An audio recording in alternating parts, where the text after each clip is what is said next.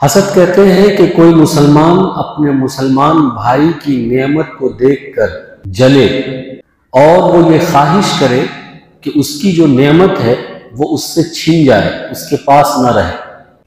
इसी का नाम हसद है कि किसी के तरक्की से जलना, किसी की खूबी से जलना, किसी की अच्छाई से जलना, किसी के माल से हसद करना, किसी के जमाल से हसद करना, किसी के हुस्न और खूबी से हसद करना। हसद करने वाला ये चाहता है, उसकी ख्वाहिश होती है कि जिसके पास इल्म है इल्म न रहे, जिसके पास अमल है अमल न रहे, जिसके पास माल है माल न रहे, जिसके पास ओहदा है ओहदा न रहे, जिसके पास शोहरत है शोहरत न रहे, जिसके पास हुस्न है हुस्न न रहे। वो चाहे मेरे पास हो ना हो, लेकिन उनके पास ये नेमतें ना हो। इसी का नाम हसद है। हसद के दो दर्जे हैं। एक दर्जा तो ये है कि दिल में जलन हो। ये भी सही नहीं है कि आदमी किसी की नेमत से जल रहा है दिल में, ये सही नहीं है। लेकिन ये इतना बुरा नहीं है जितना बुरा ये है कि आदमी जलने के बाद फिर कोशिश करे किसी तरीके से कि उसकी नेमत उससे छीन जाए, उसके खिलाफ साजिश करे, उसके खिलाफ शिकवा करे, शिकायत करे, कंप्लेन करे, उसको बदनाम करने की कोशिश करे। ये बहुत बड़ा गुनाह है। एक तो किसी की नेमत से जलना ही सही नहीं है, लेकिन अगर दिल में किसी की नेमत से हसद पैदा हो जा रहा है, जलन पैदा हो जा रहा है, तो ये एक फितरी चीज है, ये नहीं होना चाहिए। लेकिन फिर जलन पैदा हो दिल में और उसके बाद वो उसके खिलाफ कोई ना कोई साजिश कर रहा है, उसको बदनाम करने की कोशिश कर रहा है, तो ये गुनाह कबीरा है, ये बहुत बड़ा गुनाह है। तो सिर्फ ये एक गुनाह नहीं है, कई गुनाह में मुलव्वस हो जाता है। हसद करते करते उसके टोह में लगता है, उसके पीछे लग जाता है, उसको बदनाम करने की कोशिश करता है और उस पर इल्जाम लगा देता है, उसके लिए झूठ भी बोल देता है, उसके लिए ताना भी दे देता है और उस पर बोहतान तराशी भी कर देता है। सिर्फ उसके दिल में हसद है। इस हसद को पूरा करने के लिए, इस जलन को पूरा करने के लिए वो दसियों गुनाह करता है। एक गुनाह की वजह से वो दसियों गुनाह की गिरफ्त में आ जाता है। इसलिए अल्लाह के नबी सल्लल्लाहु अलैहि वसल्लम ने फरमाया, ला तहासदू वला तबागजू वला तकाताऊ, कि ऐ मुसलमानों, आपस में हसद न करो, बुग़्ज़ न करो, एक दूसरे के टोह में न लगो, एक दूसरे के पीछे ना पड़ो, भाई भाई बनकर रहो। अल्लाह के नबी सल्लल्लाहु अलैहि वसल्लम एक मर्तबा मजलिस में तशरीफ फरमा थे और सहाबा से कहा, अभी एक मजमे में एक शख्स आ रहा है, वो जन्नती है। सहाबा ने देखा, कुछ देर में हज़रत साद रज़ी अल्लाह तआला अन्हु तशरीफ लाए। इस बात को दोबारा रिपीट किया और कहा कि अभी मजमे में जो शख्स आ रहा है वो जन्नती है। तीसरे दिन भी ये बात कही तो एक सहाबी को ये पैदा हुआ दिल में मलका जानने का कि आखिर इनकी कौन सी ऐसी नेकी है कि तीन दिन तक अल्लाह के नबी सल्लल्लाहु अलैहि वसल्लम ये फरमा रहे कि जो शख्स आ रहा है वो जन्नती है। तो एक सहाबी ने हज़रत साद रज़ी अल्लाह तआला अन्हु के घर जाकर ये कहा कि मैं आपके घर मेहमान बनना चाहता हूं, आपके यहां रहना चाहता हूं। 2-3 दिन उनके यहां क़याम ताम किया, 2-3 दिन उनके यहां क़याम किया, ठहरा, खाए पिए सोए। फिर उनके दिल में यह ख्याल आया कि आखिर इनका कोई खास अमल तो नजर नहीं आ रहा, कोई ऐसी बात नजर नहीं आ रही जिसकी वजह से अल्लाह के नबी सल्लल्लाहु अलैहि वसल्लम ने इनको 3 दिन तक कहा कि ये जन्नती है। तो 3 दिन के बाद उन्होंने खुद उनसे पूछ लिया कि आखिर तुम्हारा कोई खास अमल है, तुम कोई कुछ करते हो ऐसा जिसकी वजह से अल्लाह के नबी सल्लल्लाहु अलैहि वसल्लम तुम्हें जन्नत की बशारत सुना रहे हैं 3-3 दिन तक। उन्होंने कहा कि मैं कुछ ऐसा नहीं करता, लेकिन मैं एक काम करता हूं, वो ये कि मेरे दिल में किसी भी मोमिन भाई के लिए कोई बुराई नहीं है, कोई हसद नहीं है, कोई बुग़्ज़ नहीं है। तो सहाबी ने कहा कि यही वो अमल है जिसकी वजह से अल्लाह के नबी सल्लल्लाहु अलैहि वसल्लम तुम्हें 3 दिन तक ये इरशाद फरमाते रहे कि फलां शख्स जो आ रहा है वो जन्नती है। ये कितनी बड़ी बात है कि दिल अगर हसद से पाक हो, बुग़्ज़ से पाक हो, बुराई से पाक हो, तो आदमी तरक्की करता है दुनिया में भी और आखिरत में भी। जन्नत में भी उसके मकाम और दर्जात बुलंद होते हैं। और लेकिन जब आदमी जलता है किसी की तरक्की से, किसी की खूबी से, तो उसके दुनिया के आमाल भी बर्बाद हो जाते हैं, आखिरत के आमाल भी बर्बाद हो जाते हैं। इसी वजह से हज़रत अनस इब्न मालिक रज़ी अल्लाह तआला अन्हु की एक हदीस है, वो इरशाद फरमाते हैं कि इय्याकुम वल हसद फ़इन्नल हसद यअकुलुल हसनात कमा तअकुलुन नारुल हतब, कि ऐ लोगों हसद से बचो, क्योंकि हसद नेकी को ऐसे खा जाती है जैसे कि आग लकड़ी को खाकर खाकस्तर बना देती है और खाक बना देती है, राख बना देती है। तो एक तरफ आदमी नेकी करता है, नमाजें पढ़ता है, रोजा रखता है, हज करता है, उम्रे करता है, ज़कात देता है। दूसरी तरफ अगर उसके दिल में हसद है किसी मुसलमान के लिए, जलन है किसी मुसलमान के लिए, किसी मुसलमान की तरक्की से और उसकी खूबी से, उसके इल्म और अमल से जलता है, या उसके माल और दौलत और शोहरत और ओहदे से जलता है, तो उसकी नेकी ऐसे बर्बाद हो जाएगी जैसे कि लकड़ी में आग लगा दी जाए और वो लकड़ी राख और खाक हो जाती है, उसकी कोई वैल्यू नहीं, वो बेअसर होती है, उसकी कोई कीमत नहीं है। इसी तरीके से उस अमल की कोई कीमत नहीं, उस नमाज की कोई कीमत नहीं, उस रोजे की कोई कीमत नहीं जो हसद के साथ। तो ये हसद और बुग़्ज़ दीन को जड़ से खत्म कर देता है, आदमी बेदीन हो जाता है, क्योंकि हासिद अल्लाह की नेमत का दुश्मन है। इसलिए इमाम गज़ाली रहमतुल्लाह अलैह ने हज़रत ज़करिया अलैहिस्सलातु वस्सलाम का कौल नकल किया है इहयाउल उलूम के अंदर। हज़रत ज़करिया जो कि नबी थे, कि हज़रत ज़करिया ने फरमाया कि जो हासिद होता है अल्लाह की नेमत का दुश्मन होता है, अल्लाह के फैसले से नाराज होता है, अल्लाह की तक़सीम पर शिकवा करता है। तो इसका मतलब यह है कि हासिद जब किसी हसद करने वाले की नेमत से जलता है तो वो अल्लाह से झगड़ा कर रहा होता है, अल्लाह से ये कहता है कि जो चीज मुझे देनी चाहिए थी आपने फलां को क्यों दे दी, या कम अज कम उस आदमी को नहीं देनी चाहिए आपने क्यों दी। वो अल्लाह से झगड़ा कर रहा है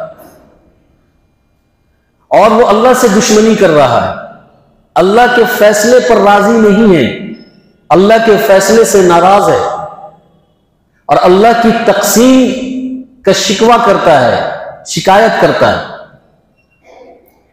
इसलिए हासिद अपने आप में दुनिया को भी बर्बाद करता है और आखिरत को भी बर्बाद करता है। उसका दुनिया के अंदर भी वो गम में, परेशानी में मुब्तला रहता है, उठते बैठते सोते खाते पीते हसद की आग में जल रहा होता है, परेशानी में जल रहा होता है, टेंशन में रहता है। इमाम अबुल लैस समरकंदी रहमतुल्लाह अलैह उन्होंने ये बात लिखी है कि हसद करने वाला उसको 5 सजाएं मिलती हैं दुनिया के अंदर, आखिरत के अमल तो उसको बर्बाद उसका होता ही होता है। जैसे कि हदीस के अंदर है कि इन्नल हसद याकुलुल हसनात कमा ताकुलुन नारुल हतब, कि हसद नेकी को ऐसे खा जाती है जैसे कि आग लकड़ी को खा जाती है। तो ये तो उखरवी बर्बादी है कि आदमी नेकी कर रहा है, एक तरफ हसद कर रहा है, उसकी नेकियां बर्बाद होती जा रही है। इमाम अबुल लैस समरकंदी कहते हैं कि ये तो दुनिया के अंदर भी उसको 5 सजाएं मिलती हैं। वो 5 सजाएं क्या है? पहली सजा तो यह है कि वो हमेशा गम में, फिक्र में, रंज में रहता है। यह भी एक तरह की सजा है कि हमेशा वो जल रहा है किसी की नेमत से, किसी के माल से, किसी की दौलत से, किसी की तरक्की से, और जल रहा है और गम में मुब्तला है। चाह रहा है किसी तरीके से इसका माल, दौलत, इल्म, अमल खत्म हो जाए, इसकी खूबी खत्म हो जाए, इसका हुस्न जमाल, हुनर, ओहदा, शोहरत खत्म हो जाए, और उसी गम में कंटिन्यू 24 घंटा मुब्तला है। ये एक तरह की सजा है। और दूसरी सजा यह है दुनिया में कि वो ऐसी तकलीफ उठाता है जिस तकलीफ पर उसको कोई अजर नहीं। अगर मुसलमान सब्र करता है, तकलीफ उठाता है, तो उस तकलीफ पर, उस सब्र पर उसको अजर मिलता है, सवाब मिलता है। लेकिन वो हमेशा ऐसी तकलीफ में होता है जिस तकलीफ पर उसको कोई अजर नहीं मिलता, कोई सवाब नहीं मिलता। तीसरी सजा यह है कि लोग उसको बुरा समझते हैं, वो लोगों की निगाह से गिर जाता है। लोग कहते हैं कि कितना बुरा आदमी है, हसद करता है, कितना बुरा आदमी है जो लोगों से जलता है, कितना बुरा आदमी है जो लोगों के नेमतों से जलता है, कितना बुरा आदमी है जो लोगों की तरक्की से जलता है। तो लोगों के निगाह में भी वो गिर जाता है, लोगों के निगाह में उसकी इज्जत बाकी नहीं रहती, और अल्लाह की निगाह से भी वो गिर जाता है। ये चौथी सजा। जहां लोगों के निगाह से गिरता है तो अल्लाह के निगाह से भी गिर जाता है। और पांचवी सजा यह है कि अल्लाह उससे अच्छाई और खैर और भलाई से उसको महरूम कर देता है। नेकी और भलाई के कामों से अल्लाह उसको महरूम कर देता है। तो पता चला कि हसद बहुत बड़ी बुराई है, बहुत बड़ा गुनाह है, गुनाह कबीरा है।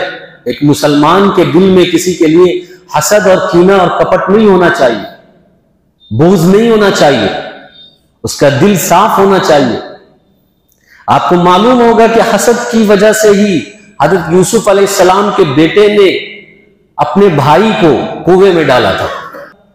यूसुफ अलैहिस्सलाम का किस्सा सूरह यूसुफ के अंदर तफसील के साथ नकल किया गया। तो उसमें जो मेन बात थी, जो अहम बात थी, जो बुनियादी बात है, वो यही है कि भाइयों को उस भाई से, छोटे भाई से हसद होने लगा, जलन होने लगा कि कमाते हम हैं, मेहनत करते हम हैं, धूप में हम जाते हैं, लकड़ियां हम काटते हैं, सारी कोशिशें हम करते हैं, और वालिद मोहब्बत करता है अपने छोटे बेटे से। इसी बात की हसद थी, जलन थी, और इस हसद और जलन ने उसको कहां तक पहुंचा दिया?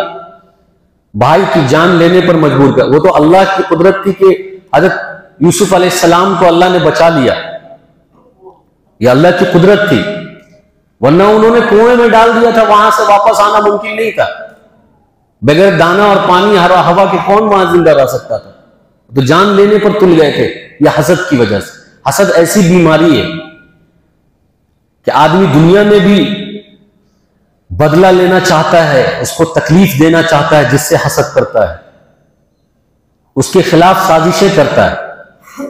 और यह बात अच्छी तरीके से याद रखें कि जो आदमी किसी के खिलाफ खड्डा खोदता है, उस गड्ढे में वो खुद गिरता है।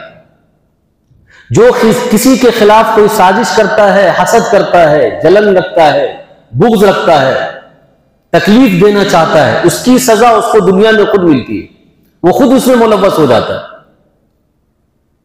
इमाम गजाली रहमतुल्लाह अलैह ने एक बादशाह के दो वजीर का किस्सा नकल किया कि एक बादशाह का दो वजीर था।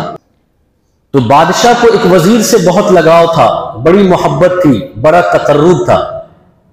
तो दूसरे वजीर को जलन होने लगा, हसद पैदा होने लगा कि आखिर वजीर मैं भी हूं, लेकिन बादशाह को उससे ज्यादा तकर्रुब है। तो उसने उसके खिलाफ साजिश करनी शुरू की, जैसा कि हम और आप भी करते हैं। जब किसी से हमको हसद होने लगता है, किसी से हम जलने लगते हैं,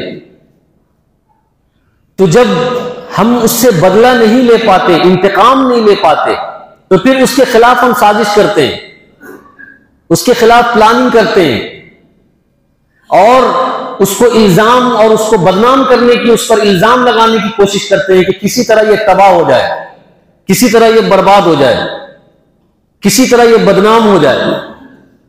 तो उसने वही काम किया दूसरे वजीर ने कि जिस वजीर से बादशाह को मोहब्बत थी, तकर्रुब थी, लगाव था, तो अब उसके खिलाफ उसने साजिश करनी शुरू की और बादशाह से जाकर कहा कि आप जानते हैं कि जिस वजीर से आप मोहब्बत करते हैं, आपको तकर्रुब हासिल है, वो आपकी शिकायतें करता है कि आपके मुंह से बदबू आती है।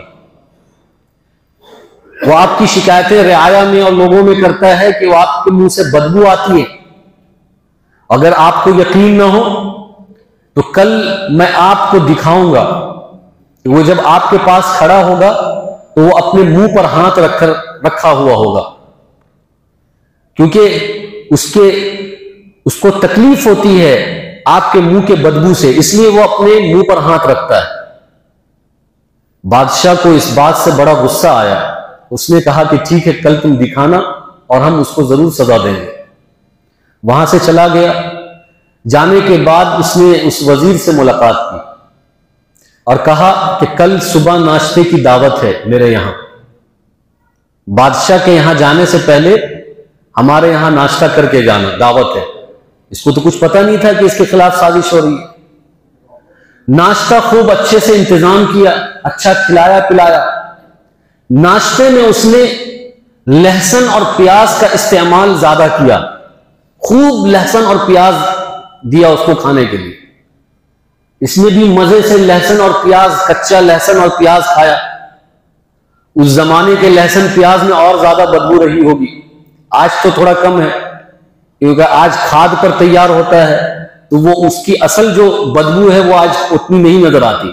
वरना पुराने जमाने में कोई आदमी एक प्याज खाकर मस्जिद में आए तो पूरा मस्जिद मांगता था, उसकी तासीर इतनी होती थी। अब उतनी नहीं होती क्योंकि अब चीजें अपनी हकीकत खो रही हैं और सब्जियां भी अपनी हकीकत खो रही हैं। सब चीज खाद पर तैयार होता है। पहले जमाने में साग बनता था तो पूरी गली मांगती थी। कोई सब्जी अगर बन रही है तो उसकी खुशबू पूरी गली में आती थी। ये सब उसकी क्वालिटी उस जमाने में हुआ करती थी, चीजों की क्वालिटी अच्छी होती थी। अब चीजों की क्वालिटी गिर गई है। तो उस जमाने में प्याज और लहसुन, कच्चा प्याज उसने दावत में उस वजीर को खिलाया। अब उसको बादशाह के दरबार में हाजिर होना है, बादशाह से मुलाकात करनी है। बादशाह ने उसको बुलाया कि आओ, तुमसे कोई जरूरी बात करनी है और मेरे करीब आ जाओ, तुम्हें कोई पैगाम देना है। अब ये डर रहा है कि मेरे मुंह से तो प्याज और लहसुन की बदबू आ रही है, मैं कैसे बादशाह के करीब जाऊं, और अगर जाऊंगा तो बादशाह को तकलीफ होगी, मैं बोलूंगा। तो बादशाह की मोहब्बत में और उसके एहतराम में कि मेरे मुंह की बदबू बादशाह तक ना पहुंचे, वो बादशाह के करीब तो गया लेकिन मुंह पर हाथ डाल लिया। तो वो जो साजिश करने वाला वजीर था उसने दिखाया कि देखिए, देख रहे हैं आप, ये आपके करीब है और अपने मुंह पर हाथ डाले हुआ है ताकि वो आपके मुंह से जो बदबू आती है इससे इसको तकलीफ होती है, ये लोगों में जाके बोलता है। लेकिन वो हाथ इसलिए डाला था कि उसके मुंह से बदबू ना आया और बादशाह को तकलीफ ना हो। बादशाह को बहुत गुस्सा आया और उसने एक खत लिखा और कहा कि ये खत फला आमिल को, फला गवर्नर को जाकर पहुंचा दो। और उस खत में यह लिखा था कि जो शख्स ये खत लेकर आए उसको कत्ल कर देना। वो खत उस वजीर को दे दिया गया। जो हासिद वजीर था उसने पूछा कि बादशाह ने क्या पैगाम दिया तुमको। उसने कहा कि बादशाह शायद मुझे कुछ इनाम देना चाह रहे हैं, इसलिए मुझे किसी गवर्नर के पास भेज रहे हैं और वो गवर्नर मुझे इनाम देगा और उसमें ये खत लिखा हुआ है और उसमें ये बात है, शायद कोई इनाम होगा। वो तो पहले से हासिद था, पहले से जल रहा था और हसद भी आग में पहले से डूबा हुआ था। तो उसने कहा कि तुम हमेशा बादशाह के करीब रहते हो, बादशाह का तकर्रुब तुम्हें हासिल है, हमेशा तुम्हें नवाजिश और इनाम और इकराम बादशाह तुम्हें करते रहते, एक मौका मुझे दे दो, ये खत मैं गवर्नर तक पहुंचा देता हूं और इसमें जो इनाम और इकराम होगा वो मुझे मिल जाएगा, हमेशा तुमको मिलता है। तो इसने कहा कि ठीक है, अच्छी बात है, बादशाह तो हमें हमेशा इनाम से नवाजते रहते हैं, चलो एक मौका तुम्हें भी मिल जाए, तुम जाओ गवर्नर से मिलो और शायद तुम्हें कोई इनाम मिल जाए। उसने वो खत उसके हवाले कर दिया और वो जाकर उस आमिल और गवर्नर से मिला। गवर्नर ने खत खोला, उसमें लिखा हुआ था कि जो भी ये खत लेकर आएगा उसको कत्ल कर देना। चुनांचे ऐसा ही हुआ, उस आमिल ने, उस गवर्नर ने खत पढ़ते ही उसको कत्ल करने लगा। तो वो चीख चीख कर कह रहा था कि ये खत मेरे लिए नहीं था, ये खत मेरा नहीं था, ये खत तो किसी और का था, मैं उससे लेकर आया हूं। लेकिन वो आमिल और गवर्नर बादशाह के फरमान पर अमल करने के लिए तैयार था। कहा कि नहीं, इसमें तो साफ लिखा हुआ है कि जो लेकर आएगा उसको कत्ल करना है। चुनांचे उसने उसको कत्ल कर दिया। इमाम गजाली रहमतुल्लाह अलैह ने इस वाक़े को लिखने के बाद ये नसीहत दी है, ये इबरत दी है उम्मत को, हमको, आपको, सारी दुनिया को, कि हासिद खुद खड्डा खोदता है किसी के खिलाफ, लेकिन गिरता वो खुद है। कुआं किसी के खिलाफ खोदता है लेकिन वो खुद उसमें जाकर गिरता है, जैसे कि इस वाकये से पता चलता है।